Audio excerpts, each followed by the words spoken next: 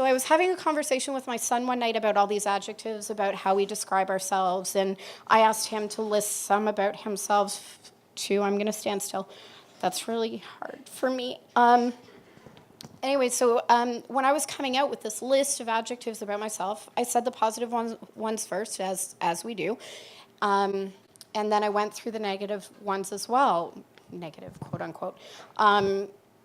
Anyways, when I was going through the positive ones about myself, he said, "Oh, get over yourself." And my thought to me was, I've brought up this confident little human being who knows that he can just be who he wants to be, yet he still had it programmed into him that there was a certain category in how to describe himself. And that hit a chord with me, because I don't want him walking around thinking that the fact that he just tripped over his own shoe is a negative thing, or he wore nail polish to school one day. And as a mom, I know you guys are moms, and I know, like, I'm so welcoming and we're so accepting and everything, but you never know, there's always that one kid that might say something, right? So I sent my kid off to school that day and picked him up after school, and I said, "So how was school today?" Just normal, knowing about the nail polish. And he said, "Oh, it was good." Okay, good, awesome. Did anybody comment on your nail polish? He's like, "Yeah, one guy said nail polish is for girls." And I told him, "I like the color, go away." So, I mean, the message is getting through, but it's a constant chore as a parent to communicate to your child that just because some word about you may be deemed as negative doesn't actually make it that way. The reason why I started inflicting my opinions and my words onto large groups of people such as yourself is because, and this seems so surface, but there is a point to this, when I first started dyeing my hair, I do it for myself. I like it. I like the color. No, it's not my favorite color. No, I don't live the purple life. It's not a big thing for me. I just really liked it, so it started out as a couple little highlights and then just began to take over. I had a lot of women coming up to me and just saying, "Oh, I really like your hair." And I was, "Oh, thank you." And it would start some great conversations with people. But the one phrase that always came up that broke my heart was, "I wish I were that brave." So as women, and this is projected to men too, because I realize that men have insecurities as well. However, they tend to be able to hide them a little bit better. For me, women coming up to me and saying, "I wish I were brave enough to do that," was deeply disheartening for me, because why aren't we brave enough? Why can't we do the things that we want to do? So a little bit of a backstory about where I came from and why I am doing this. I began a practice with myself. It's an early morning ritual that I now do. And it began when I was in the tail end of a very abusive relationship with a narcissistic person who cheated notoriously. I think many women in this room can share that same story, but as the relationship began, I say unfolding, but unfolding started at the beginning, I would wake up in the morning, and as opposed to living the person that this person made me think I was, I woke up and just said a few nice words to myself. No big deal. Started with one day. The next day, said a few nice words again, and I made sure they were different from the day before. No journaling, no overthinking, no writing them down. I know that, a lot of motivational speakers have these ideas on how to get your message across and really hit them home in your own head. And I was just at a work conference last weekend, and there was a lot of great motivational speakers, and they all have systems in place. You don't need a system. I just started waking up every morning, telling myself wonderful things about myself, things I like. I'm hilarious. I mean, it's fine. You can form your own opinion, but I think I'm super funny. So this process of a few daily affirmative words every morning changed everything. So because of this, at the end of this abusive relationship, I went back to school, opposed to everything that he wanted me to do. So I went back to school in Toronto, lived in residence. He didn't like it, didn't care. So obviously the relationship fell apart. So I went back to school for public relations. I became quite successful.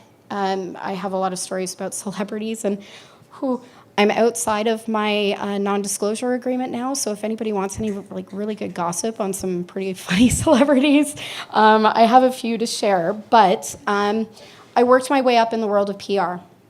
And from there, I just didn't find it was as satisfying as I thought it should be, because in that world, there's a lot of dishonesty.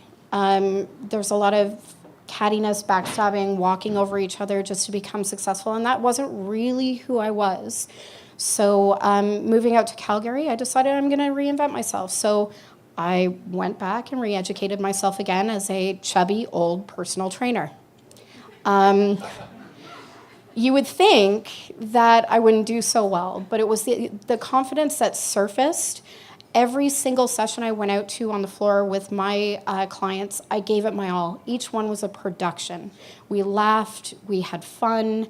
It wasn't just go out and work and do the most reps and beat that guy and lose the most amount of weight. It was an experience that I gave to my clients. From that, I gained more clients. And from that, I gained more clients. Luckily, I still get to work in the fitness industry. I'm now in the management side.